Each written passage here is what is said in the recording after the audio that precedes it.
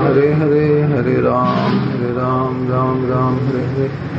सर्वप्रथम परम आराध्यतम गुरुदेव नित्य लीला विष्णु विष्णुपाद अष्टोत्तर श्री श्रीमद भक्ति वेदांत नारायण गोस्वामी महाराज जी के चरण कमलों में दंडवत प्रति ज्ञापन करता हूँ। तत्पश्चात समस्त रूपानुगत गुरुवर के चरण कमलों में दंडवत प्रणति ज्ञापन करता हूँ।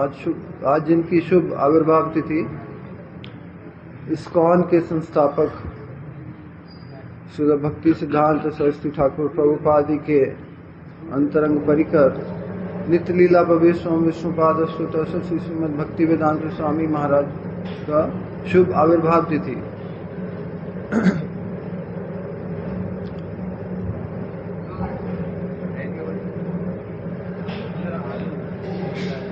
हरे कृष्ण।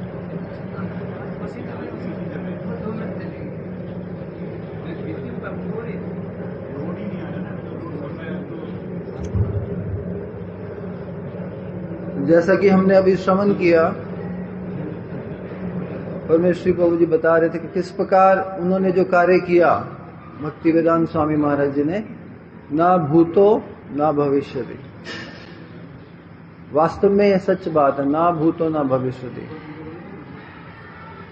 ऐसे ऐसे कार्य जिनका यदि हम श्रवण करें, किस प्रकार से उन्होंने इस मिशन को स्थापित किया, किस प्रकार से उन्होंने भारत में रह के संघर्ष किया।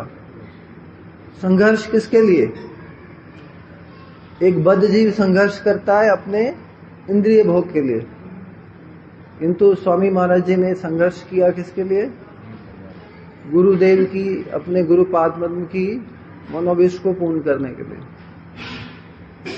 कृष्ण अर्थे अखिल चेष्टा परायण, कृष्ण अर्थे अखिल भोग त्याग। तो इससे पूर्व क्या स्थिति होनी चाहिए? कृष्ण गुरु अर्थे अखिल चेष्टा परायण, गुरु अर्थे अखिल भोग त्याग। तो हमने श्रवण किया कि किस प्रकार से उन्होंने अपना जो प्रारंभिक जीवन गुरु आज्ञा को अपना सर्वस्व माना। श्री गुरु मुख पद्मा वाक्या चित्ते ते करिया आज्ञा, आर न करिया मने आशा। तो ये जो विचार शास्त्रों में देखने को मिलते हैं, हम श्रवण करते हैं, इसके मूर्तिमान स्वरूप गुरु मुखा पद्म वाक्य चित्ते ते करिया क्या, कि जब इनको भक्ति सिद्धांत सरस्वती ठाकुर प्रभुपाद जी ने प्रथम उनकी भेंट हुई 1932 में शायद, तो उस समय उनको बोला कि आप पढ़े लिखे नवयुवक हो, आप क्यों नहीं महाप्रभु की वाणी का प्रचार अंग्रेजी भाषा में करते। उस समय भारत परतंत्र था। उन्होंने कहा कि जब तक हम परतंत्र हैं हमारी बात कौन सुनेगा। तो उन्होंने कहा कि नहीं, ये जीव की ये शरीर से संबंधित हमारी परतंत्रता है। जीव अनादिकाल से बद्ध है, उस बद्धता से इसको भगवत सेवा में स्थापित करने के लिए जो चेष्टा है वो इसका इंतजार नहीं करती कि कब हम बाह्य रूप से स्वतंत्र हों या परतंत्र हैं।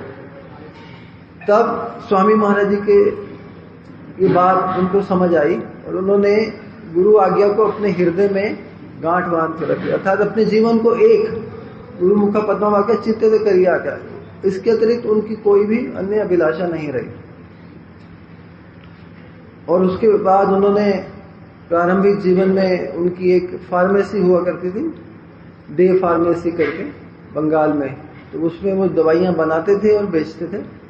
और फिर उसके बाद उनका बिजनेस सफल नहीं हुआ। जैसा कि भगवान कहते हैं कि मैं जिस पे कृपा करता हूं उसका सब कुछ हरण कर लेता हूं, इस जागतिक उसका कुछ भी नहीं रहता। तो उसको भी उन्होंने भगवान की कृपा माना और फिर वहां से प्रयाग में आए। प्रयाग में उन्होंने बिजनेस आरंभ किया। और प्रयाग में आने का कारण था कि प्रयाग महाप्रभु ने रूप गोस्वामी को शिक्षा दी, रूप शिक्षा का स्थान।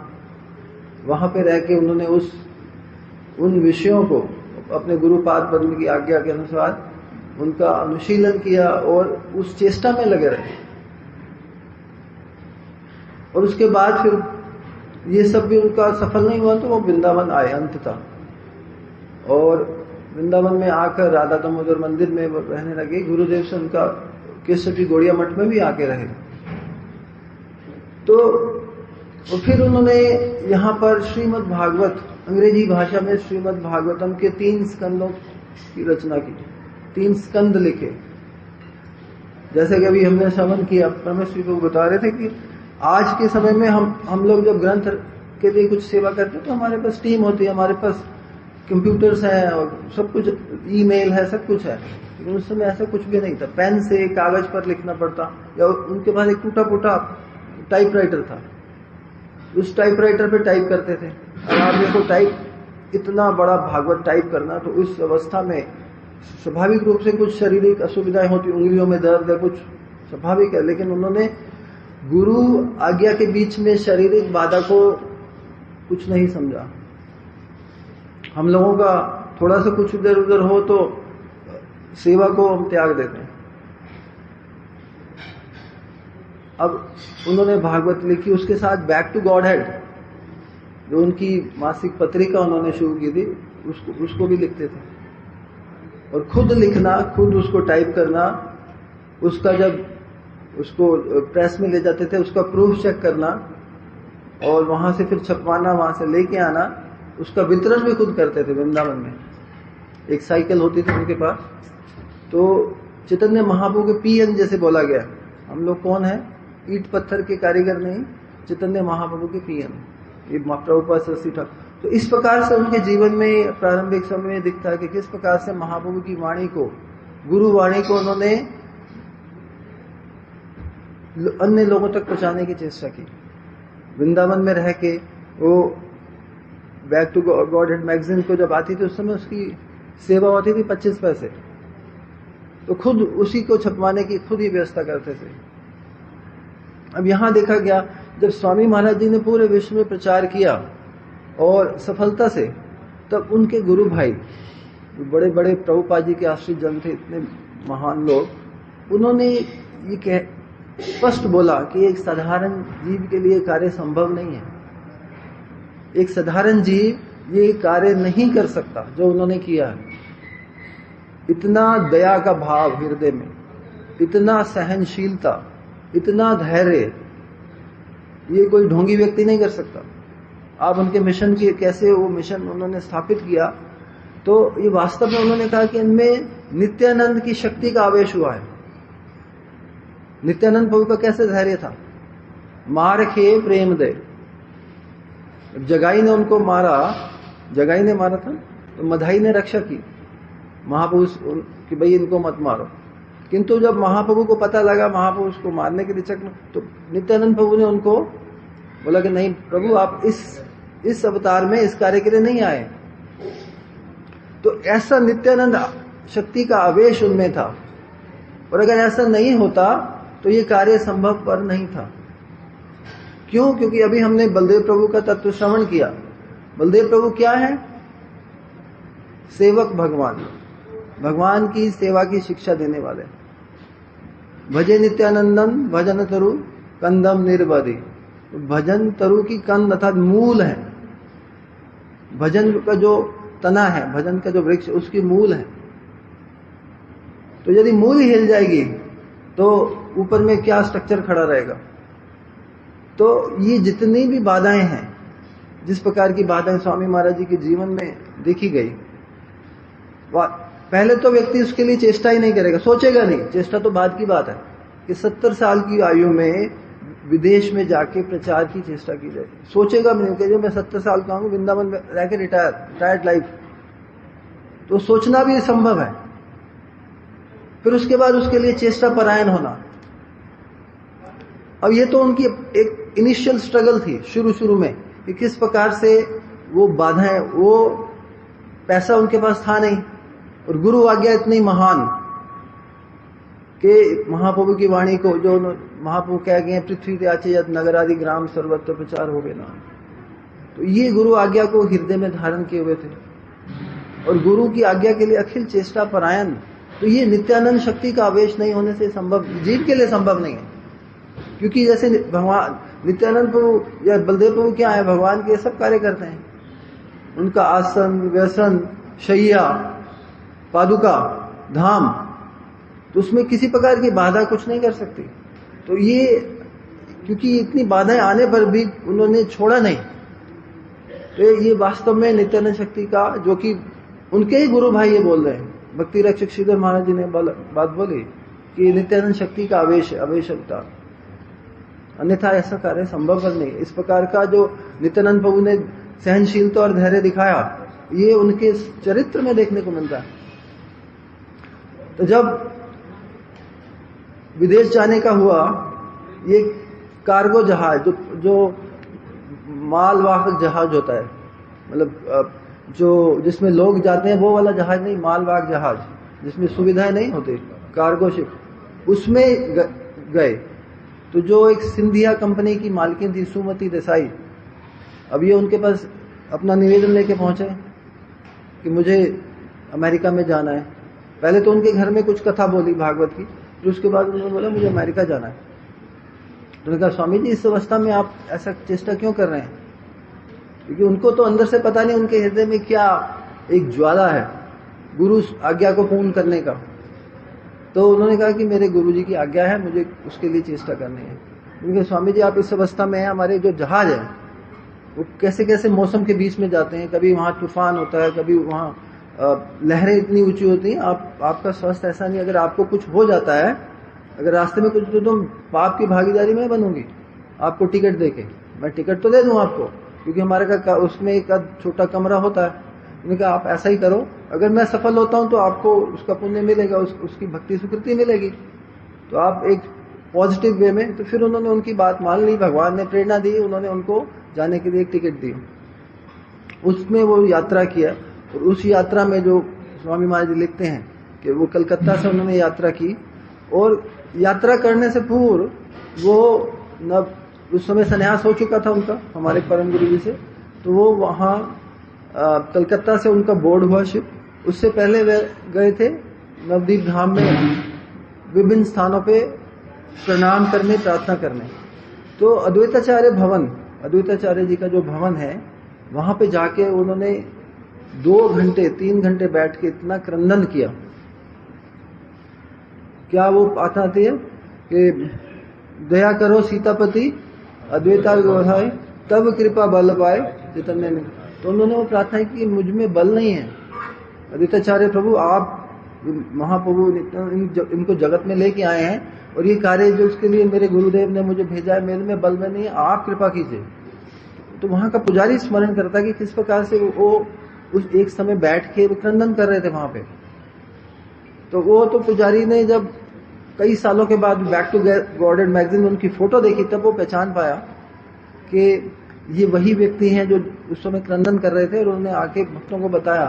तो ये जो एक मूला प्रकृति माता जी स्वामी महाराज जी की शिष्य है, जो गुरुदेव के पास आ गई थी, एक भक्त श्रवण आप जानते होंगे, हवाई में रहते हैं, तो उनकी माता जी ने एक ग्रंथ लिखा था उनका प्रभुपाद फ्रेंड टू ऑल। तो उसमें उन्होंने इसका विवरण दिया कि इस प्रकार से उन्होंने स्मरण किया कि कैसे क्रंदन कर रहे थे कि मैं असहाय हूं, मेरी आप मदद कीजिए।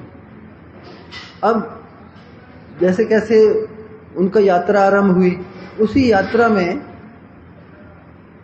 जाते जाते अब उनको सी सिकनेस हो गई, क्योंकि जब तक आपको तट दिखता रहता है तो थोड़ा सा एक मन ठीक रहता है, लेकिन अब तट ही नहीं, चारों तरफ समुद्र है और नमकीन हवा, और हवा में कभी कभी ऐसा पसीना आता है कि बड़ी इरिटेशन। अब उनका कार्गो शिप है जिसमें अधिक सुविधाएं भी नहीं है। तो जैसे तैसे उन्होंने उसमें समय वहां पर एक समय ऐसा तूफान आया कि उनका शिप हिलने लगा, और फिर भगवान से उन्होंने प्रार्थना करते हुए एक पोएम लिखी थी, और शायद आप सब लोग जानते हैं, कृष्ण तबे पुण्य होवे भाई, कृष्ण आपका पुण्य होगा, वो भावना से बोल रहे हैं, कृष्ण तबे पुण्य होवे भाई, से पुण्य करीबे तबे राधा रानी। आप ही ऐसा कार्य करो कि जिससे राधा रानी प्रसन्न हो जाए आपके प्रति। और वो क्या कार्य कि मुझे मेरे गुरुदेव ने, जो महांत गुरु हैं, इस कार्य के लिए भेजा है। अगर आप मेरी मदद करेंगे इस कार्य के लिए, क्योंकि ये मेरा कार्य नहीं है, जैसा कि आपने सुना, वो अपने कार्य के लिए नहीं गए, मेरे गुरुदेव का कार्य जो राधा रानी की प्रिय सखी, अगर आप इसमें मेरी मदद करते हो तो राधा रानी आप पे प्रसन्न होगी। तो ये इस प्रकार के उन्होंने एक बड़ी मार्मिक एक पोएम लिखी थी। तो उसमें उनको 2 हार्ट अटैक हुए, अब ये साधारण मनुष्य के क्रियाकलाप से बिल्कुल विपरीत है। 2 हार्ट अटैक होकर वो फिर वहां पर पहुंचे न्यूयॉर्क में। जब वहां पहुंचे तो अब कहाँ जाना है, किधर जाना है, कुछ पता नहीं। एक एड्रेस था, कोई अग्रवाल करके भारतीय, उनके पास गए। अब उन्होंने जहां से रखा, उनके साथ ही उनके फ्रिज को शेयर करते थे, उनके पास कुछ पेड़ा प्रसाद था तो उसमें नॉन वेज होता था। तो हम लोग तो ये चिंता नहीं कर सकते, इतना सूची वायुग्रस्त होते हैं हम लोग, सूची और मुची का ध्यान रखने वाले, लेकिन उनको ये सब चीजें इनको तुच्छ मानना पड़ा। इसलिए पृथ्वी के आचे जो गुरु आज्ञा को ऊपर रखकर, मेरे गुरु की आज्ञा है कि मुझे यहाँ महाप्रभु की वाणी का प्रचार करना। अब पहले जब उन्होंने सुमति देसाई से पहले भारतीय सरकार को भी चिट्ठियां लिखी थी, नेहरू को और ये जो उस समय प्रधानमंत्री थे शास्त्री, लाल बहादुर शास्त्री, उनको चिट्ठी लिखी थी कि आप मेरी टिकट की व्यवस्था कीजिए, मैं भारत का प्रतिनिधि, भारतीय संस्कृति का प्रतिनिधि होकर विदेश में जाऊंगा। लेकिन उनकी बात को किसी ने नहीं माना, उस समय कुछ समझा ही नहीं कि भाई कौन है ये। लेकिन भगवान ने जैसा कार्य उनके द्वारा करवाना था, तो जब वहां पहुंचे तो वहां ऐसी, अब एक एक पग पर जो असुविधाएं, हम लोग चिंता नहीं कर सकते, एक एक पग पर असुविधाएं। तो वहां पे उन्होंने उनको बोला, स्वामी जी आप जो नियम बता रहे हैं, no meat eating, no gambling, no illicit sex, no intoxication, आप भूल जाइए कि आप किसी को ये चीजें समझा सकते हैं। ये तो सारे इसी में रचे पचे पड़े हुए हैं। ये जो जहां पर आप आए हैं इनका तो जीवन ही यही है, तो आप यहाँ पे सफल नहीं हो सकते, आप चले जाइए, या तो आपको इसके साथ कंप्रोमाइज करना पड़ेगा। उन्होंने कहा कि मैं बिल्कुल कंप्रोमाइज नहीं करूंगा, मैं जो अपने गुरु की वाणी, चाहे मुझे कोई सुने नहीं माने, मैं वापस भारत जाऊंगा, लेकिन मैं मिश्रण करके, अच्छा डिल्यूट करके फिलॉसफी नहीं दूंगा। जैसा कि अभी सुना, शुद्ध वस्तु का उन्होंने प्रचार आरंभ किया, शुद्ध भक्ति क्या है। और फिर इस प्रकार उन्होंने पहले एक पार्क में हरिनाम संकीर्तन किया, हरिनाम संकीर्तन। अब आप देखिए कि भक्ति रसामृत सिंधु में रूप गोस्वामी पाद ने जो 5 भक्ति के अंग बताए, प्रधानता, क्योंकि स्वामी महाराज जी यहाँ पर रहे, राधा दामोदर मंदिर में श्री रूप गोस्वामी पाद की समाधि के बिल्कुल सामने वो उनका भजन कुटी थी, और वो प्रार्थना करते थे कि किस प्रकार से आपकी जो ये आपकी शिक्षा है, मैं विदेश में मतलब अपने गुरु आज्ञा के पूर्ण कर सकूंगा आपकी शिक्षाओं को लेकर। तो उसमें है साधु संग, नाम संकीर्तन, भागवत श्रवण, मथुरावास, श्रद्धा, श्री मूर्ति सेवा। अब ये 5 अंगों को लेकर वो चल रहे थे।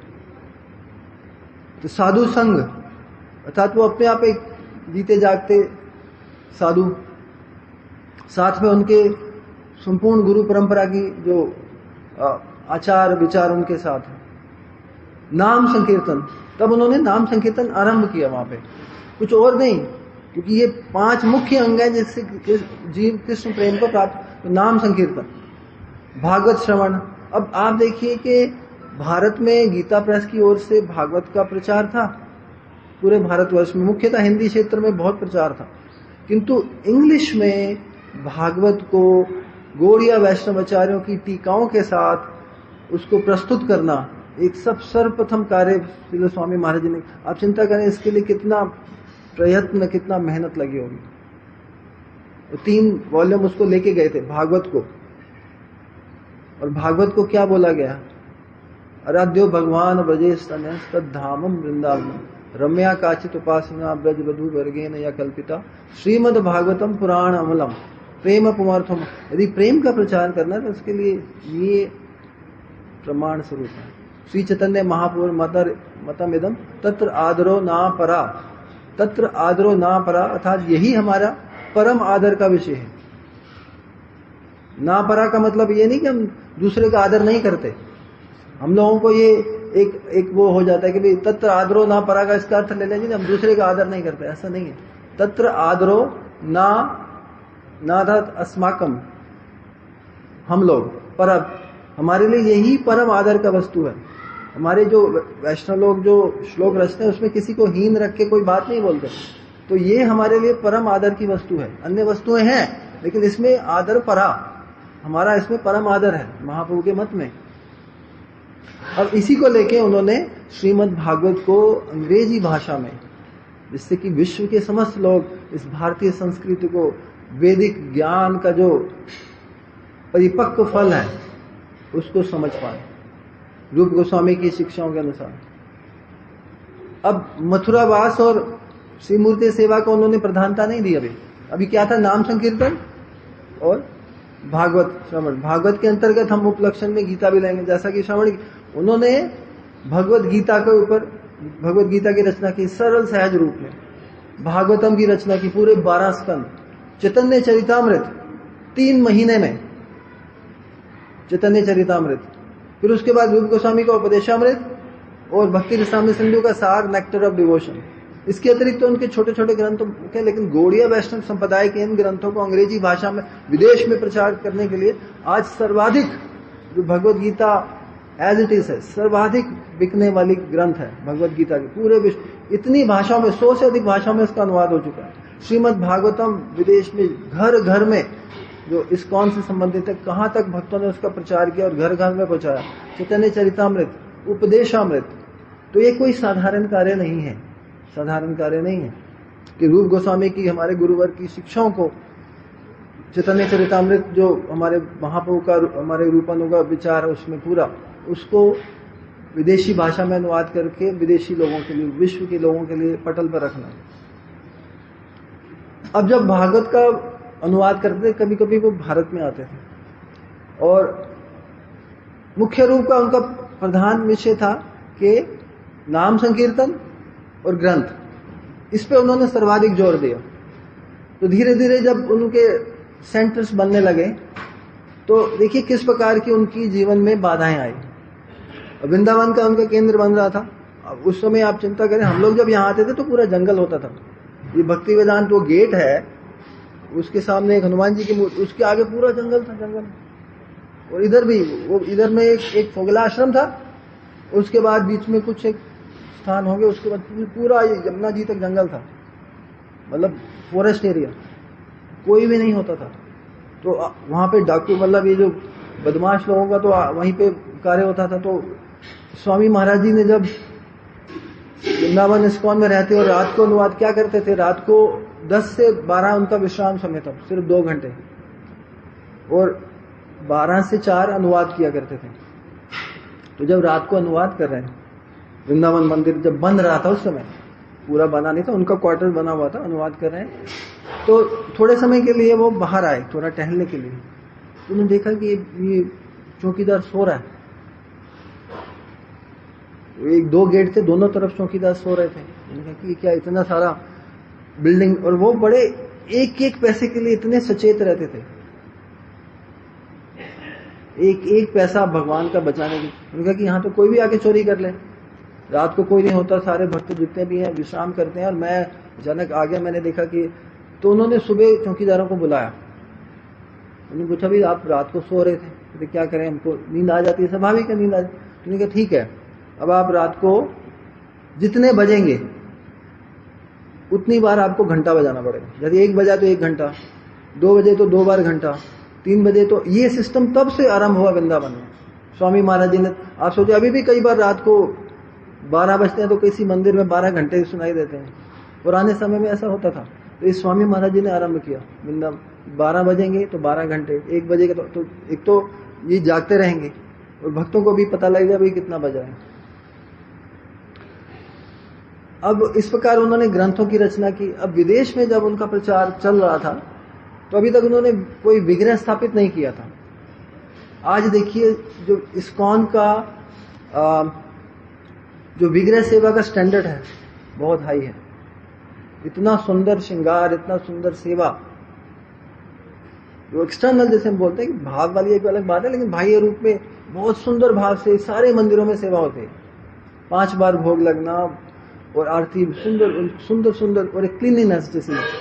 तो सर्वप्रथम न्यूयॉर्क या सैन फ्रांसिस्को में थे स्वामी महाराज जी। तो उस समय एक भक्त, क्योंकि उस समय उनके पास जो लोग आए थे हिप्पी, और हिप्पी थे वहां के लोग क्लास जैसे होते हैं ना, शूद्र हम लोग। तो अब उन्होंने उनको अपनाया, उनको हरिनाम देकर, हरिनाम देके उनका नाम परिवर्तन किया। तो उनमें से एक थी कोई मालती माता जी। तो किसी दुकान पे गई, अब उनकी वृत्तियां देखो। उन्होंने देखा एक विग्रह है, छोटे से विग्रह हैं, तो उसमें से एक विग्रह उठा के ले आई। एक वृत्ति है अभी चुराने की, अब विग्रह उठा के ले आई। तो ला के स्वामी महाराज को, उन्होंने ये नहीं बोला मैं चुरा के लाऊंगा, कहा कि ये मैंने एक दुकान से लाई हूं, बताया नहीं कि। तो उन्होंने कहा ये तो जगन्नाथ है, काले रंग छोटे से। तो उन्होंने पूछा कि इसके साथ तो 2 और होने चाहिए, वो एक सफेद और एक पीले रंग के। मैंने कहा वो भी था, कहते उनको भी लेके आओ।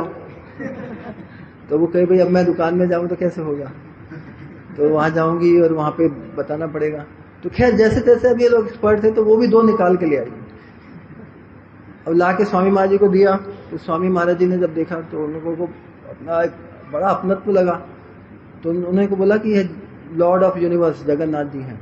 तो उनके पति एक कारपेंटर थे। अब देखिए ना, ये जो निम्न सेवाएं कार्य करने वाले लेकिन एक्सपर्ट, तो वो उनका नाम था श्याम सुंदर। तो उन्होंने बुलाया कि आप इसकी विग्रह को कार्व करो, ये तो छोटे हैं, हमको बड़े विग्रह चाहिए। तब उन्होंने उन विग्रहों को बनाना आरंभ किया।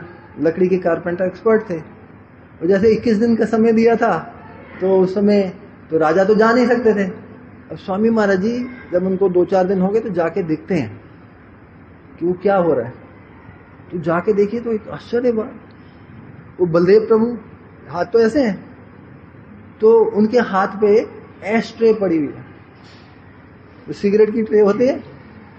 तो वो कहते हैं भैया ये, हालांकि अभी वो रंग नहीं हुआ था वो कुछ भी। तो अब ऐसे लोगों को पकड़ के, जैसा कि अभी हम श्रवण करते हैं ना कि जो तिलक लगाने के लिए थूक दिया था, तो उनको स्वामी महाराज जी के जो गुरु भाई थे, कहा कि ये क्या करते, कहते हैं आप चुप रहिए, अभी ये इतना सीखे हैं। तो मैंने बोला ना, दया का भाव, धैर्य, सहनशीलता नहीं रहने से वास्तविक प्रचार नहीं हो सकता। जैसे नित्यानंद प्रभु का धैर्य और सहनशीलता था। तो उन्होंने बोला देखो भाई, उनको डांटा नहीं, क्योंकि वो जानते थे भी इन लोगों को भगवत सेवा में कैसे उन्होंने कहा देखो भाई, तुम्हारे बीच में ये नहीं आना चाहिए। हालांकि उनको मंत्र मतलब हरिनाम दे दिया था, लेकिन फिर भी देखिए वृत्तियां कैसी हैं। फिर भी उन सबको टॉलरेट करके इतना बड़ा मिशन खड़ा किया। अब वो विग्रह तैयार हो गए। स्वामी महाराज ने उनका छोटा सा अभिषेक किया। आज तो इस्कॉन के मंदिरों में 3-4-5 दिन का प्रोग्राम होता है विग्रह स्थापना के लिए।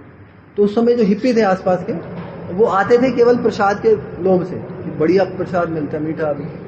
तो उन्होंने कहा देखो भाई, आज आप सबको एक कैंडल दिखानी है। वहां पे अगरबत्ती दीप का कुछ नहीं, कैंडल। भाई कैंडल कितनी देर दिखानी है? जब तक आपका हाथ नहीं थक जाता तब तक कैंडल दिखाते रहो। तो उन्होंने इस प्रकार से उनकी स्वीकृति बनाई। वो विग्रह स्थापित हो गए। उनको नियम थोड़े बहुत बताए, पूरे नहीं बताए, थोड़े से, कि कैसे अगरबत्ती हिलानी है, दीपक दिखाना है इतनी बार, 6 बार, और उसके बाद उनको भोग देना है। और उन्होंने कहा कि फिर अपनी भावना में जो आपको प्रिय है अपने हृदय में, वो इनके लिए करो। एक शिक्षा दी कि जो आपको हृदय में प्रिय है। अब वहां पे क्या हुआ कि अगले दिन उसी मंदिर में थे, तो सुबह उठे तो देखा कि जगन्नाथ जी गायब। कि भी क्या हो गया, अभी तो कल प्रतिष्ठा की, आज जगन्नाथ जी गायब हो गए। तो उन्होंने पूछा भक्तों से, तो उन्होंने कहा कि कहते वो भक्त ले गया उनको। कहाँ ले गया? बीच पे ले गया। बीच पे ले गया। तो वो जब आया तो उनसे पूछा कि आप क्यों ले गए थे उसको बीच? कहते प्रभुपाद आपने तो बोला था जो आपको प्रिय लगे वो करो, तो मुझे बीच पे घूमना अच्छा लगता है, तो इसलिए मैं इनको लेके बीच पे चला गया। उन्होंने कहा नहीं, इसके लिए एक विधि है। जगन्नाथ जी बाहर निकलते हैं। तो ये पहले उनके विग्रह थे। उन्होंने जो विग्रह स्थापित किया, सर्वप्रथम जगन्नाथ बलदेव सुभद्रा। तो प्रथम रथ यात्रा उन्होंने सैन फ्रांसिस्को में की थी, इस्कॉन की प्रथम रथ यात्रा। और उसी के द्वारा जो श्याम सुंदर थे उनके द्वारा ही रथ बनवाया, और उसके द्वारा वो रथ यात्रा आरंभ की। तो इस प्रकार से अब विग्रह उनके पूज रहे हैं, पूजे जा रहे हैं। और धीरे धीरे सब मंदिरों में, उनको पता कि सूची वूची का कुछ ज्ञान नहीं है, ये क्या विग्रह पूजा करेंगे, इसलिए इनको नाम संकीर्तन और भगवत कथा देना चाहते थे। लेकिन धीरे धीरे श्रद्धा है, श्री मूर्ति सेवा, इसकी ओर भी आना पड़ा, क्योंकि उनको पता है इनकी वृत्तियां जो है वो इसमें लगे तो अच्छा है। अब भगवान ने क्या करवाना था, तो अन्य अन्य मंदिरों की स्थापना हुई। अब हर जगह मुख्यतः उन्होंने पहले राधा कृष्ण भारत के मंदिरों में स्थापित किए, जो मुख्य रूप में मुंबई, कलकत्ता, मायापुर राधा माधव, मुंबई में रास बिहारी और वृंदावन में राधा श्याम सुंदर। वहां पे वो गौर निताई और जगन्नाथ बलदेव सुभद्रा को स्थापित करते थे। अब भगवान जगन्नाथ जी का क्या आकर्षण है, भक्त लोग बड़े आकर्षित होते थे उनके विग्रह को देख के, जो नए नए जीव थे। तो एक बार जब प्रचार के समय वो न्यूजीलैंड गए स्वामी महाराज जी, तो वहां के भक्तों को था कि उन्होंने सुन लिया था कि ये रथ यात्रा हुई और वो चाहते थे भी हम भी ऐसा कुछ करके दिखाएं। तो वो उनके गौर निताई थे और उनके विग्रह का ना, जहाँ पे विग्रह थी बहुत छोटा सा स्थान था। अब वो चाहते थे कि यहाँ पे जगन्नाथ बलदेव सुभद्रा को भी स्थापित कर दें, लेकिन एक ऑल्टर पे हो नहीं सकता। तब उन्होंने क्या किया, अब एक भक्त ने तिकड़म लगाई, अब क्या करें, जगह तो इतनी है, उनका रिवॉल्विंग वो बना देते। तो आगे गौर निताई, तो पीछे जगन्नाथ बलदेव सुभद्रा। तो उन्होंने बिना पूछे स्वामी मान से बना दिया। अब रिवॉल्विंग, कुछ पता नहीं है, देखिए इस विग्रह सेवा के बारे में कुछ भी पता नहीं है। तो स्वामी महाराज जी आए, तो जब आए उन्होंने देखा गौर निताई, प्रणाम किया, प्रणाम करके उठे तो सामने जगन्नाथ बलदेव सुभद्रा। तो ये क्या हो गया भाई, तो उन्होंने कहा कि हमने तो दोनों विग्रह रखे हुए रिवॉल्विंग। तो ऐसे नहीं होता, विग्रह को एक स्थित ऑल्टर पे रखा जाता है, उनको इस प्रकार से सेवा नहीं की जाती। तो उन्होंने एक एक छोटी छोटी चीज अपने आश्रित जनों को समझाई। अब देखिए कि कहां से लेकर कहां तक लेके आए हैं, कहां से किन जीवों को उंगली पकड़ी और कहां तक ले गए, कितनी सहनशीलता धैर्य का परिचय है हर कार्य में। फिर अब आप समझिए कि जब भक्ति में खुद लगते हैं और दूसरों को लगाते हैं तो कोई साधारण कार्य नहीं है। बहुत सारे फांकीबाज होते हैं, परमेश्वर प्रभु जानते हैं कि किस प्रकार से एक छोटे से मठ को परिचालना में कैसे फांकीबाज जीवों के अंदर जो वृत्ति है ना फांकी देने की, अब वो उस समय वो जीवों में थी। अब स्वामी महाराज जी जानते थे, ये तो अनुभव व्यक्ति हैं। तो उस समय इस्कॉन उड़ीसा में गौर गोविंद महाराज जी के पास जब 1977 में फरवरी में गए, तो उस समय उनको बोला था कि उड़िया भाषा में आप मेरे ग्रंथों का अनुवाद कीजिए, और साथ में वो जगह भी मिली थी जो आज वहां मंदिर है। तब स्वामी महाराज जी ने कहा कि आप जिस प्रकार से अनुवाद कर रहे हैं आप जिस प्रकार से अनुवाद कर रहे हैं, ये इससे मुझे प्रसन्नता नहीं हो रही, इसको थोड़ा तेज कीजिए, अधिक जल्दी होना चाहिए उड़िया में। तब गौर गोविंद महाराज बोले कि प्रभुपाद मैं क्या करूं, मुझे तो मंदिर का मैनेजमेंट भी देखना पड़ता है। मैंने कहा नहीं, आप उसको छोड़ दीजिए, वो कोई और कर लेगा, आपको ये ग्रंथों पे कार्य करना। मैंने कहा कौन करेगा, वो तो कोई है ही नहीं यहाँ पे। क्योंकि स्वामी महाराज जी ने केंद्र खोले थे, एक एक व्यक्ति को भेजा था, एक एक व्यक्ति ने जाके इस प्रकार से ये चीजें आरंभ की। विश्व में टीम नहीं जाती थी, किसी एक को कहां भेज दिया, किसी एक को कहां भेज दिया, अपनी शक्ति संचारित करके, जो नित्यानंद शक्ति, उस शक्ति को संचारित करके कैसे कैसे कार्य हुए। तब उन्होंने कहा कि अब यहाँ कौन है, तो देखा एक विदेशी भक्त वहां घूम रहा है। उन्होंने कहा कि देखो ये इसको मैं बना देता हूँ यहाँ का मैनेजर। उन्होंने कहा, गौर गोविंद महाराज बोले कि नहीं, ये तो महाराज प्रभुपाद ये तो कल इसकी न्यूयॉर्क जाने की टिकट है, कलकत्ता जाएगा, वहां से न्यूयॉर्क जाने की टिकट है। इधर नहीं, इसको यहाँ रहना पड़ेगा। तो गौर गोविंद महाराज बोले कि नहीं, मैं नहीं बोलूंगा, आपकी बात माने तो ठीक है, मेरी बात तो सुनेगा नहीं। तो स्वामी महाराज ने उसको बुलाया, तो उन्होंने कहा कि देखो मैं चाहता हूँ तुम यहाँ पे रह के गौर गोविंद महाराज की मदद करो। तो कहते नहीं प्रभुपाद मेरे तो वहां जाने की टिकट है, मैं तो न्यूयॉर्क जा रहा हूँ। कहते कोई बात नहीं, वो बाद में हो जाएगा, कृष्ण वो सब व्यवस्था कर देंगे, तुम अभी यहाँ पे आवश्यकता है यहाँ रहो। तो नहीं, लेकिन मुझे यहाँ का ना वेदर सूट नहीं करता। तो कहते कोई बात नहीं, कुछ दिन रहोगे तो वेदर भी सूट करने लग जाएगा। लेकिन प्रभुपाद यहाँ को खान पान भी मुझे सूट नहीं करता।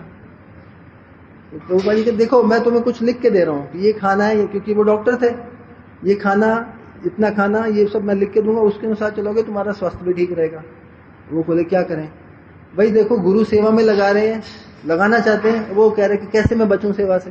ये बजगी की फांकीबाजी है ना, तो उन्होंने कहा नहीं, लेकिन प्रभुपाद वहां पे ना वो न्यूयॉर्क के भक्तों ने मेरे लिए एक नया कोई सेवा प्रोजेक्ट आरंभ किया, तो मुझे जाके देखना है। नहीं, वो कोई और देख लेगा, मैं वहां चिट्ठी लिख दूंगा, कोई और देख लेगा, तुम यहाँ रहो। तो ऐसी ऐसी परिस्थितियों को सामना करना पड़ा। हम लोग चिंता, एक छोटा सा ऑफिस मैनेज करने में ना खोपड़ी घूम जाती है। इतना बड़ा मिशन जिसको आज हमारे सब बड़े बड़े लोग उसको रिकॉग्नाइज कर रहे हैं। भारत का एक सॉफ्ट पावर है विदेश में, इस्कॉन के लोगों को वो जानते हैं कि इंडिया का कल्चर है।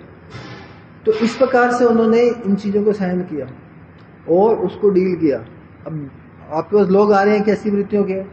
अब उनके एक शिष्य थे, तो एक नया सेंटर उन्होंने खोला, वो चाहते थे कि वो वहां पे इंचार्ज बन जाए।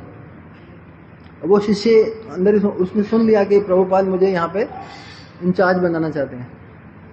उन्होंने कहा कि मैं तो बनूंगा ना। उसने एक चिट्ठी लिखी, क्या क्या पॉइंट्स, कि भाई मेरे में यह योग्यता है, यह योग्यता, मैं इसके लिए योग्य नहीं हूँ, जैसा कि हम लोगों में भाव होता है।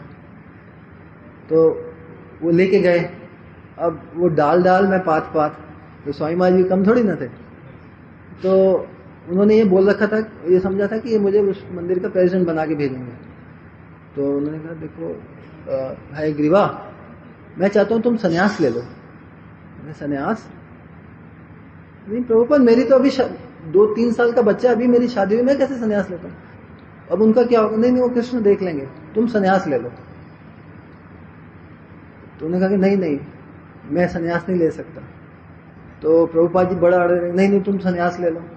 नहीं प्रभुपाद, मैं सन्यास नहीं ले सकता, ये मैं अभी उसकी योग्य भी नहीं हूं, मेरे अंदर काम करो। नहीं, तुम उत्तरदायित्व लेगो तो वो दूर हो जाएगा, सब दूर हो जाएंगी तुम्हारे अंदर की भावना, तुम सेवा करो। नहीं प्रभुपाद, मैं सब कुछ करने को तैयार हूं, सन्यास नहीं लेना। मेरा ठीक है, फिर वहां के टेम्पल प्रेसिडेंट बन जाओ। तो देखो कैसी बुद्धिमत्ता से उन्होंने ये सब चीजों को डील किया। नहीं तो आज ऐसा साम्राज्य भक्ति में स्थानों का पूरे विश्व में, जो गौड़िया वैष्णव संप्रदाय का अंततः एक इंट्रोडक्शन तो मिलता है जगत में भगवत गीता के माध्यम से। कितने लोग आजकल तो अरब देशों के लोग, इवन पाकिस्तान में 12 सेंटर हैं इस्कॉन के, हम चिंता कर सकते हैं। जो समय था जब वृंदावन में मुगलों का राज्य था, यहां से विग्रहों को बचा के ले जाना पड़ा। हमारे सारे वैष्णव थे। हमारे 6 गोस्वामी के बाद की बात है, वो मंदिरों को तोड़ा वृंदावन धाम में। और आज वो किस प्रकार से उन्होंने प्रचार किया कि वो उसी स्थान मुगलों के बीच में वो 12 केंद्र उन्होंने बनाए इस्कॉन के। ये कोई साधारण कार्य नहीं है, न भूतो न भविष्यति, जैसा अभी परमेश्वरी प्रभु बोल रहे थे। उनकी अनंत अनंत अवदान है, हम लोग सभी उनके ऋणी हैं। और गुरुदेव ये बोला करते थे कि जो समझता है कि मैं स्वामी महाराज, गुरुदेव खुद बोलते थे कि मैं खुद ऋणी अनुभव करता हूं, उन्होंने जो हमारी संप्रदाय के लिए किया, मेरे शिक्षा गुरु हैं, हम लोग सब उनके ऋणी हैं। जो इसको स्वीकार नहीं करता वो अकृतज्ञ है। इसलिए आज उनकी शुभ आविर्भाव तिथि है, उनकी अनंत महिमा है। उसमें से वो जो अपने जो कृपा के लिए आए थे, नित्यानंद शक्ति जो है उनकी, वो उस कृपा को एक बूंद को संचारित करें कि कुछ सेवनमुख वृत्ति हृदय में जागृत हो। यही कह के मैं अपनी वाणी को विराम देता हूँ। वांछा कल्पतरुभ्यश्च कृपा सिंधु। हरे हरे। कृष्णदास कहाँ गया? कृष्णदास ने देखा क्या है?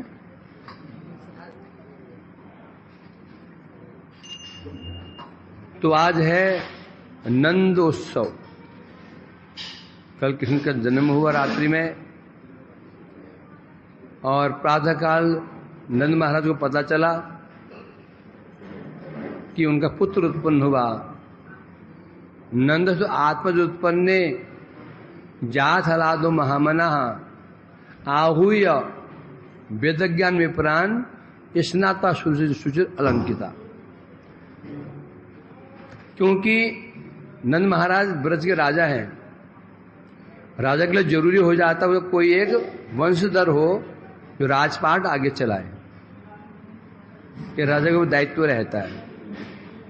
परंतु हुआ क्या था, नंद महाराज की आयु प्राय अधेड़ हो गई थी, आधी आयु बीत चुकी थी, कोई संतान नहीं हुई। बड़ी उन्होंने प्रार्थनाएं की भगवान से। नारायण, उनका आराध्य नारायण थे। उनके फल से उनको पुत्र प्राप्ति हुई। बड़े प्रसन्न, पूरे ब्रजमंडल में आनंद उत्सव छा गया कि हमारा राजकुमार प्राप्त हो गया। और वो भी सामान्य नहीं, रोज भीड़ लग गई, रोज दर्शन करने आ रहे हैं चाव लेकर के हैं। जो दर्शन करता है, कृष्ण का दर्शन करते ही मुग्ध हो जाता है। क्या अद्भुत स्वरूप, क्या अद्भुत उनका सौंदर्य है, क्या उनके नयन कमल, क्या मुखारविंद है। देवता लोग भी वेश बदल के आ रहे हैं दर्शन करने के लिए।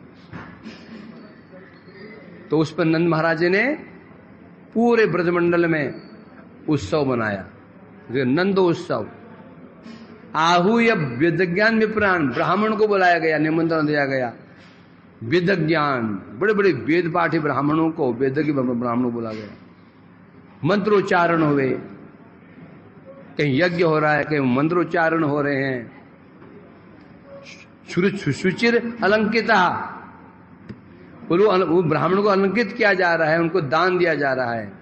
गोदान, किसी को धन दान, किसी को स्वर्ण दान है। तो आज हुआ है नंदोत्सव। उसी उपलक्ष्य में आज एक तिथि और उपस्थित हुई है। श्री भक्ति प्रभुपाद जी के प्रिय पार्षदों में से एक, इस्कॉन के प्रतिष्ठाता ओम विष्णुपाद अष्टोत्तर श्री भक्ति वेदांत स्वामी महाराज, उनका आविर्भाव है ना। उनका आविर्भाव दिवस भी आज है। इनका जीवन भी बड़ा प्रेरणादायक है, शिक्षा मिलती है। क्या जीवन रहा है इनका। इनका अपना ही एक वैशिष्ट्य है जो आज तक यत्र नहीं देखा गया। ऐसा कोई देश नहीं, ऐसा कोई देश वर्तमान में नहीं है, छोटा देश बड़ा देश, जहां इनके कुछ इसको उनका सेंटर नहीं हो। कितनी संस्थाएं आई और गई, कई संस्थाएं आई और गई। ये संस्था ऐसी है जो चलती ही जा रही है और चलती रहेगी। कारण क्या था? प्रतिष्ठा कौन है? श्री स्वामी महाराज। इनमें ऐसी क्या विशेषता हो गई? इनमें क्या विशेषता ऐसी है? इनमें एक चीज ये देखी गई है, सहज पके सो मीठा हो।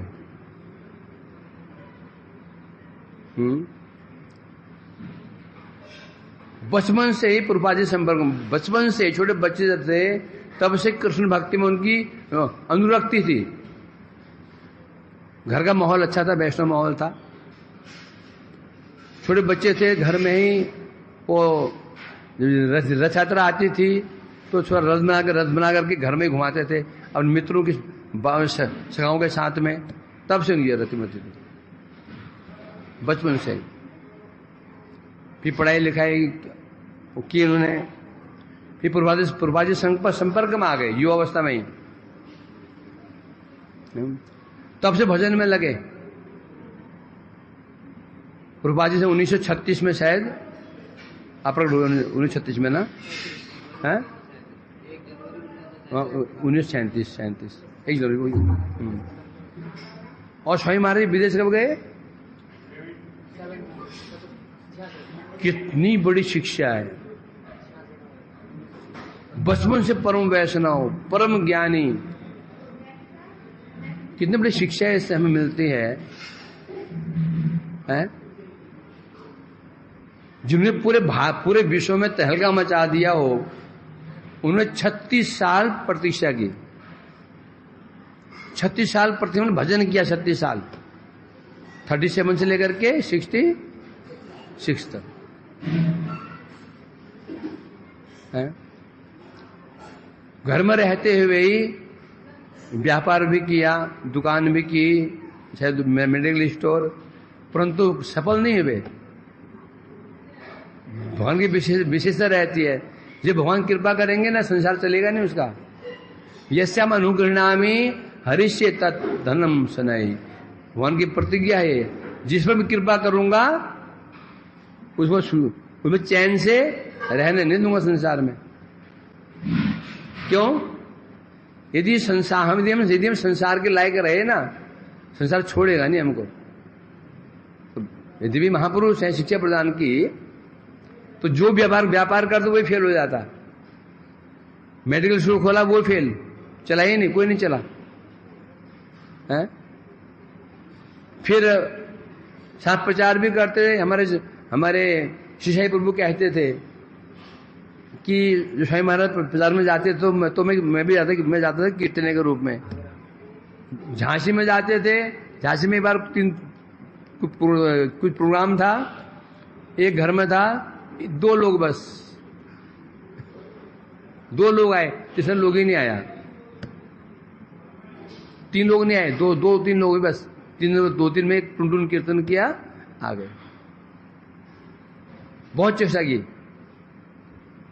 प्रचार करते थे। और साथ में विशेष बात क्या थी, ग्रंथों में काम करते थे, ग्रंथ प्रकाशन भी करते थे है? तो ये यहाँ इंडिया में चले नहीं, हो नहीं चल नहीं पाए। बहुत चेष्टा की उन्होंने, यहां जाते वो फेल हो जाते। कारण क्या है, भगवान ने किस काम के लिए चुना है ना, ये भगवान जानते हैं। भगवान किससे हम कहें हम ये नहीं करेंगे, वो नहीं करेंगे, वो हम चाहे ना चाहें वो होना ही होना है। और जो हम अपनी चेष्टा से करेंगे, एक होता है हम कोई कार्य हम चेष्टा से करते हैं, एक होता है भगवान हमसे करवाते हैं। दोनों में अंतर क्या है, जो काम हम अपनी चेष्टा से करेंगे वो काम सफल नहीं होगा भी तो कहीं नहीं समस्या खड़ी हो जाएगी। जो कार्य भगवान की इच्छा से होगा, गुरु से जो वो स्वाभाविक चलेगा। इनका जीवन ये देखा जाता है? अकेले विदेश, वो भी 70 साल की उम्र में, 70 ईयर्स की उम्र में अकेले विदेश जाना और अनजान देश। उससे पहले भक्ति सारंग गोस्वामी महाराज गए, भक्ति हृदय बनवास गए, इनकी पहुंच अच्छी पहुंच थी, ऐसे नहीं गए ये बहुत अच्छे लेवल पे गए हैं। वहां पर अच्छे लोगों में नहीं पहचान थी। वहां गए, इनका आदर सम्मान हुआ, अच्छे व्यक्ति, वहां जो गणमान्य व्यक्ति थे उनके संपर्क में थे। स्वामी महाराज जब गए यहां से कोई उनके संपर्क में नहीं था। सुनते एक जल जहाज, प्लेन में नहीं गए, पैसा कहां था? जल जहाज, जो जल जहाज होता है, शिप कहते हैं, कार, वो भी सामान ढोने का जो जहाज था वो, उसमें गए। और सुने बीच में हार्ट अटैक भी हो गया समुद्र के बीच में 2 बार। तो हम होते वहीं से वापस आ जाते या वहीं मर जाते बीच में। उस अवस्था में 2 हार्ट अटैक हो चुका, विदेश जा रहे हैं, कोई जान पहचान नहीं है, कहां रहेंगे? पैसा कुछ नहीं, कोई पैसा पास में नहीं था, खाली हाथ वहां गए अनजान देश में। और वहां तो कहां से कहां पहुंचा दिया। ये कैसे हो गया? कैसे हुआ? ये भगवान ने करवाया, उन्हें गुरुदेव ने, प्रभात ने करवाया काम है। जब कृपा करते हैं ना, पंगुल लंघयते गिरिम, पंगु व्यक्ति भी पर्वत लांघ जाता है। और मुकुम करोति वाचालम, जब कृपा करें तो क्या संभव है? जब प्रभु कृपा हो जाए, गुरु कृपा हो जाए, कोई असंभव नहीं है। जो कार्य कर, जो आज तक करना भूतो न भविष्य होगा भी नहीं। जो कार्य उन्होंने किया, ऐसा कार्य ना कभी कोई कर पाया था, ना कोई कर पाएगा। अभी तक तो कोई ऐसा एग्जाम्पल मिला नहीं जो कर पाएगा ऐसा। और लोग गए, जो कार्य उन्होंने स्टार्ट नहीं की, बिल्कुल ऐसा देश जहां बिल्कुल हिप्पी होते हैं, खाओ पियो और मौज करो। हिप्पी होते हैं ना, हम पहाड़ों में हिप्पी आते थे, कुत्ते पालते थे और उनको रहते जंगलों में टेंट बना करके और मस्त रहते थे, गांजा भांग पीना और मस्त होकर के बिल्कुल ऐसे देश में गए। वहां जाकर के सुनते एक पार्क में बैठे करताल लेकर के महामंत्र करते थे, हमें और हम लोग शर्म आएगी, मैं तुमसे कहूँ जाओ जाकर के चांदनी चौक में करताल लेकर के हरे कृष्णा कृष्णा कृष्णा अकेले माला भी कहते हैं है ना, माला में माला भी ना ऐसे करते हैं हरे कृष्णा बोल। हमको माला हाथ में लेके जाते हुए वहां पे हैं शर्म लगती। अपने देश में दिल्ली जो वृंदावन में बहुत पास दूर नहीं है, अपने देश में हमको ऐसे स्थान पर माला करके कई बार शर्म का अनुभव हो जाता है। माला हम छिपा के ऐसे कर हरे कृष्णा और करताल तो दूर की बात है, कीर्तन करना दुनिया देखेगी। उस पार्क में जाकर कीर्तन करते, कई वो हबशी लोग जो होते थे हैं इनके आ जाते थे, कई इनसे अभद्र व्यवहार भी करते थे। सुनता है सब सहन किया है, जो कीर्तन करते देख करके हैं तो वो हिप्पी लोग जमा हो जाते थे, विदेशी लोग, वो भी कीर्तन करना शुरू कर देते थे। वहां से प्रचार शुरू हुआ इनका। और विदेशियों को फिर बना करके निमंत्रण देते थे, रसोई बनाते थे, खिलाते थे और खा के वो चले जाते थे हाथ पोंछ करके। उनके बर्तन भी धोते थे, बिल थालियां उनकी। सोचो, महिलाओं को स्वयं वस्त्र पहनने सिखाते थे, कैसे वस्त्र पहनते तो क्या स्थिति थी। और एज कितनी थी? 70 पार, 70, 2 हार्ट अटैक आ चुके हैं। उस अवस्था में जो उन्हें फिर केवल 10 साल के अंदर, जो 10 साल ना 10-12 साल में 12 साल में जो कार्य किया, क्या संभव है कोई अपनी चेष्टा कर लेगा? ये नहीं कर सकता, संभव ही नहीं। अपनी चेष्टा कोई अपनी चेष्टा नहीं कर सकता। सिद्ध हो जाता है ये कार्य उन्होंने किया नहीं है, उनसे करवाया गया। श्री महाप्रभु या श्री प्रभुपाद ने करवाया उनसे काम, तो कार्य हुआ इतना। 36 साल देखो, ज्ञान संपन्न होते हुए, भक्ति संपन्न होते हुए भी क्यों धैर्य धारण किया। तो वो मैं कहता हूं ना, सहज पर कैसे मीठा होए, एक कहावत है ये। जब योग्य समय आने पर, जब हम योग्य हो जाए, समय आने पर, योग्यता आने के पश्चात जो कार्य किया जाता है वो कार्य हमारे लिए भी हितकर होता है, अन्य के लिए भी हितकर होता है। ये नहीं कि बस 2 साल हुए नहीं, बोलना सीख लिया, श्लोक सीख लिए, टेक्निक आ गई, कोई बड़ी बात नहीं है। जो कॉलेज में पढ़ करके आते, कॉलेजों में ये तुमको सिखाया जाता है, टॉपिक देते, बोलो इसके ऊपर, एक से बोलने पर पड़े, एक से बोलने वाले पड़े में, एक से कोई बड़ी बात नहीं, वो बोल देना। ज्ञान आने पर उसको हजम कर जाना। 36 साल कम होते हैं? 36 साल पर प्रतीक्षा की, 36 साल। जब प्रभुपाद जी ने कहा उनको जब प्रचार करो, परम गुरुदेव ने कहा तो प्रचार में गए। अब तो ये होता है, जब हम, एक होता है अपना प्रचार, एक होता है भगवत प्रचार। जब भगवान का प्रचार करेंगे वो कौन करवाएगा? भगवान करवाएंगे। जो हम अपना प्रचार कर रहे हैं वो भगवान नहीं करवाएंगे। जो हम भगवत अनुशीलन करते हैं, अनुकूल कहा ना, ददामि बुद्धि योगम तम। यदि हम भगवान का प्रचार कर रहे हैं तो कौन करवाएगा काम? वो भगवान करवाएंगे। यदि हम अपना प्रचार करना चाहते हैं, मेरे महिमा लोग जानते हैं, मुझे लोग जाने समझे, तो भैया तो वो फिर तुम कर रहे हो, हमें करना पड़ेगा। वो जो हम जब करेंगे तो क्या होगा?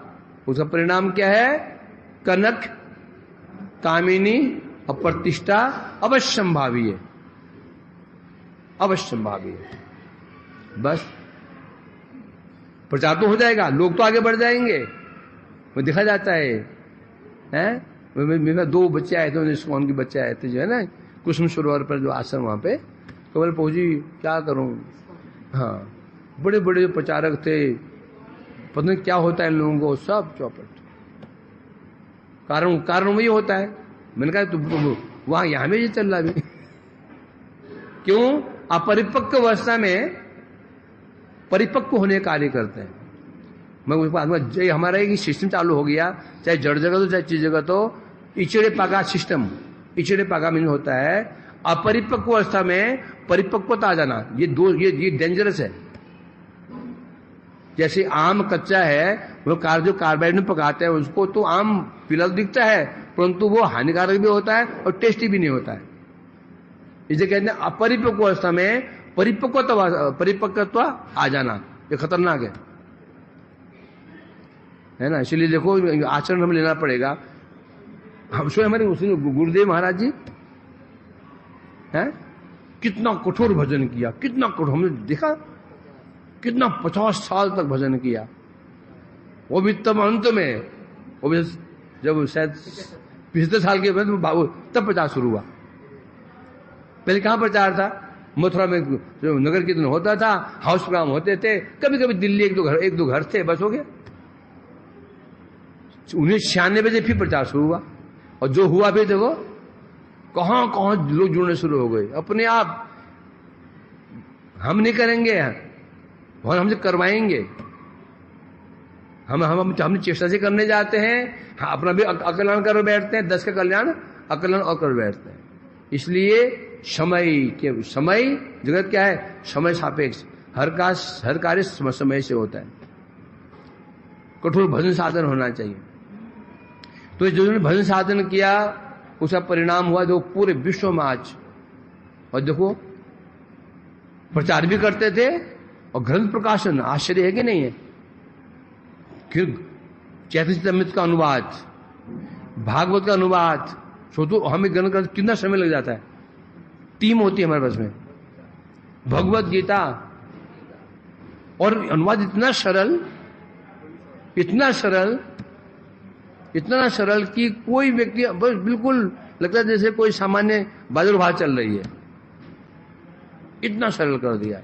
इंग्लिश में भी हिंदी में भी देखो, 10 साल के अंदर प्रचार करना पूरे विश्व में और ग्रंथ प्रकाशित कर देना, कोई सामान्य बात है क्या? छोटे ग्रंथ भी है। तो ये कुल मिलाकर के ये देखा जाता है गुरु कृपा का फल, भगवान की कृपा का फल ये है ना। इसलिए आज हम देखें पूरे विश्व में इनका प्रचार है, स्वयं महाराज, और ये बढ़ता रहेगा। संस्था ऐसी संस्था स्थापित की है, जो संस्था स्थापित की थी उन्हें स्वार्थ नहीं था, उसमें निस्वार्थ था, क्यों? भगवान की सेवा के लिए जो संस्था स्थापित की उन्हें कोई पर्सनल स्वार्थ नहीं था, केवल भगवान की अनुकूल अनुशीलन था। तो क्या होगा? तब क्या होगा? भगवान स्वयं बुद्धि योगम ददामी दे देते हैं, पूरा सामर्थ्य दे देते हैं, और तब जो कार्य होता है वो कार्य हमारा हित कर बिल्कुल नहीं होगा। न कनक स्पर्श करेगी, न कामिनी प्रति से स्पर्श नहीं करेगी, तब निष्प्रिय हो गए व्यक्ति भजन करना शुरू। तो इनके जीवन से ये प्रेरणा हमको प्राप्त होती है। अभी अमल प्रभु और कृष्णदास भी बोलेंगे विषय में, आप श्रवण करेंगे। अमल प्रभु।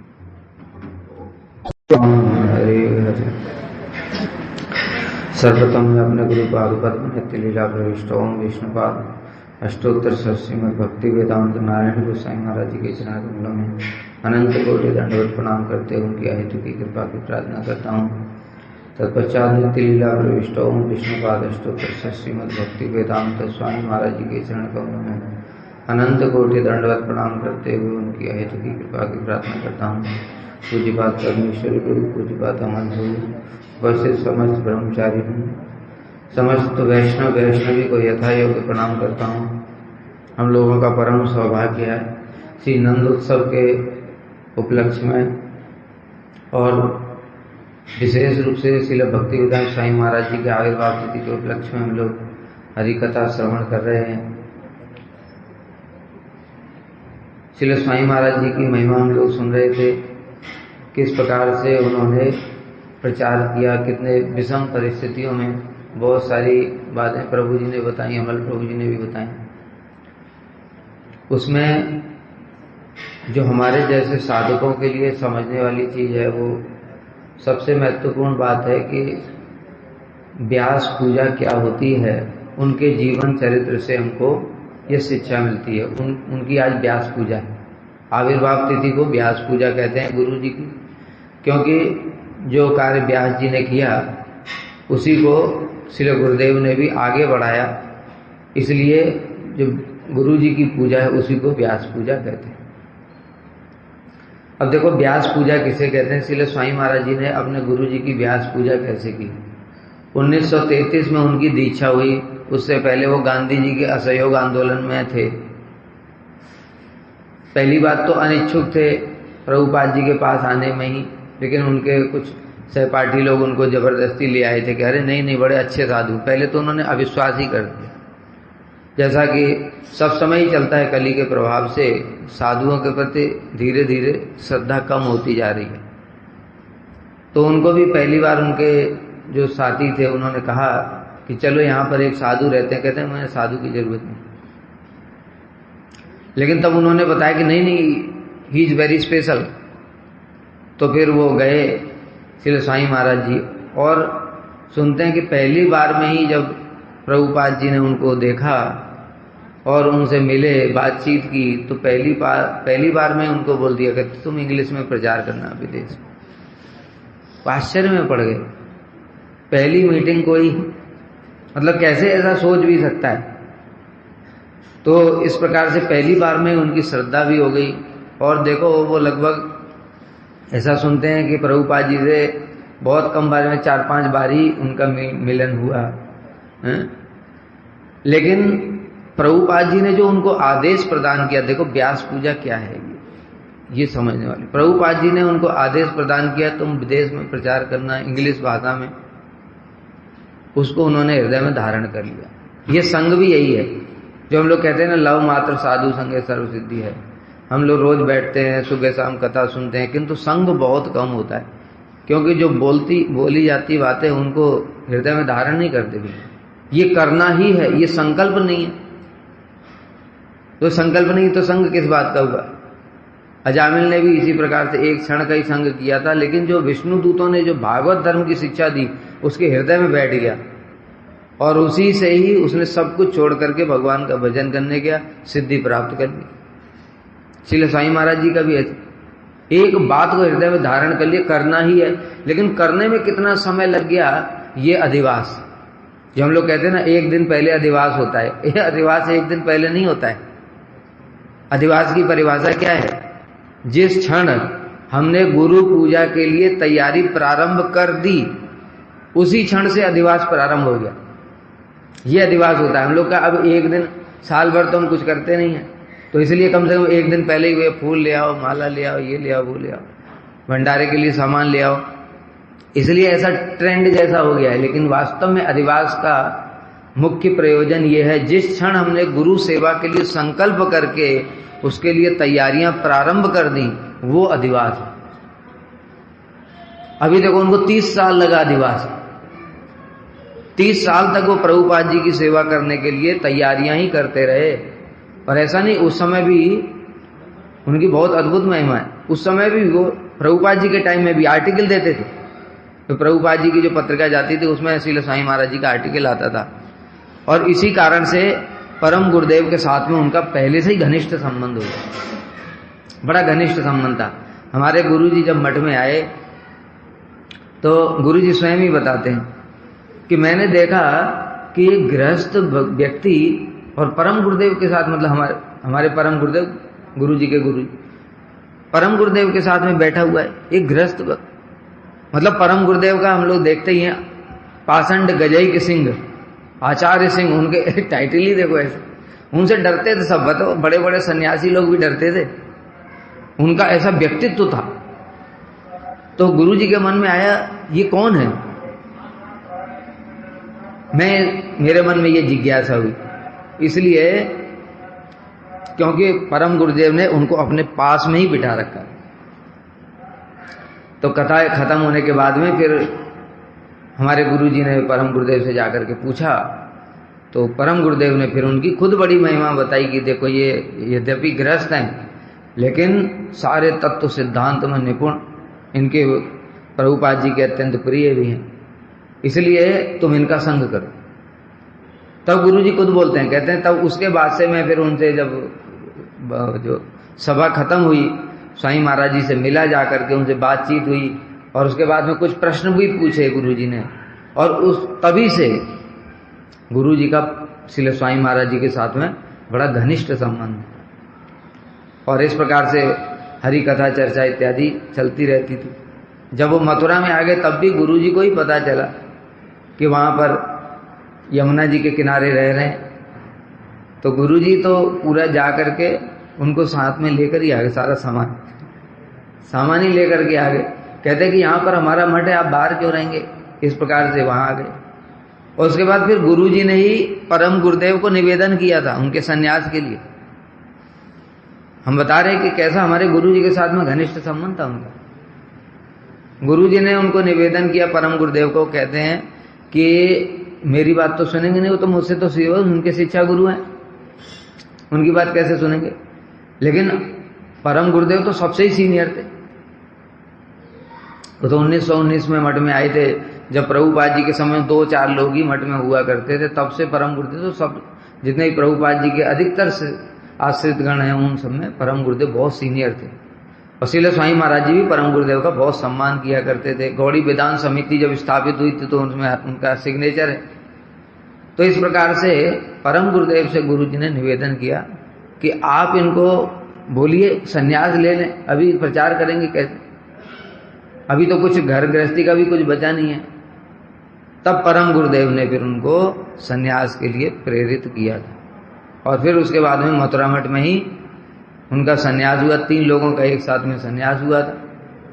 और सन्यास का हवन भी जो हम सन्यास के बाद में, जैसे हम लोग दीक्षा के बाद में हवन होता है, हमारे पूज्यपाद भक्तिवेदांत तीर्थ महाराज जी करते थे, ऐसे ही सन्यास का जो हवन है हमारे गुरु जी ने ही किया। उनको डोर कोपिन पहनना सिखाना, उनका दंड भी गुरु जी ने ही बनाया। उसके बाद में जब विदेश चले गए थे तब पत्र के द्वारा व्यवहार होता था। गुरु जी को वहां पर चिट्ठी लिखा करते थे। लेटर्स फ्रॉम अमेरिका करके एक ग्रंथ भी छपा है, उसमें उनके ओरिजिनल लेटर्स भी छपे हुए हैं। तो उसमें गुरु जी को बोला करते थे सब पूरा कि यहाँ पर ऐसे प्रचार हो रहा है, ये हो रहा है, वो हो रहा है, और तुम भी यहाँ पर आ जाओ। उस समय गुरु जी ने मना कर दिया। गुरु जी ने कहा कि मेरे गुरु जी ने अर्थात परम गुरुदेव ने मुझे यहीं पर रह करके प्रचार करने की आज्ञा प्रदान की है। तो उस समय तो उन्होंने मना कर दिया। लेकिन यहाँ से ही वो उनके लिए मृदंग, करताल, पेड़े, मथुरा के ग्रंथ जो उनको आवश्यकता होती थी सब गुरु जी कुरियर से भेजा करते थे। इसलिए गुरु जी के साथ में उनका बड़ा विशेष संबंध था। और देखो सबसे, अभी तो कथाएं बहुत सारी हैं लेकिन समय भी है, सबसे महत्वपूर्ण बात क्या है देखो, जब उन्होंने अप्रकट लीला करने से पहले अस्वस्थ लीला की, अस्वस्थ लीला करने के समय में फिर देखा जाता है कि इतने सारे उनके हजारों शिष्य थे, लेकिन उन्होंने अपनी अंतिम इच्छा किसे प्रकट की, गुरु जी। मथुरा से गुरु जी को बुलाया, गुरु जी उनके पास में आए और ऐसे हाथ में हाथ ऐसे पकड़ करके गुरु जी को कहा कि मैंने इतना सारा ये सब प्रचार किया है, इन लोगों को लेकर के आया हूं, तुम इनको शिक्षा प्रदान करना। तब गुरु जी ने उसको स्वीकार कर लिया।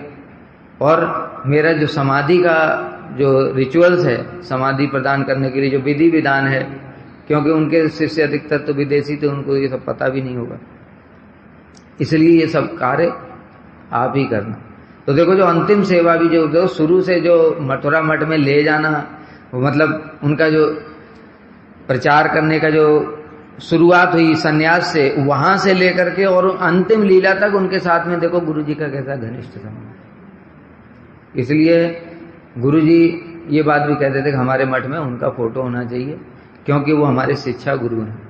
और उनके साथ में बताया ना, व्यक्तिगत भी और परमार्थिक भी सब प्रकार से गुरु जी का संबंध रहा। इसलिए अंतिम समय में हमारे गुरु जी ने ही कीर्तन करते हुए उनको और समाधि प्रदान की। और बाकी तो बहुत सारी उनकी कथाएं हम लोग फिर संध्या के समय भी श्रवण करेंगे। इसी के साथ वाणी को विराम देता हूँ। वांछा कल्पतरुभ्यश्च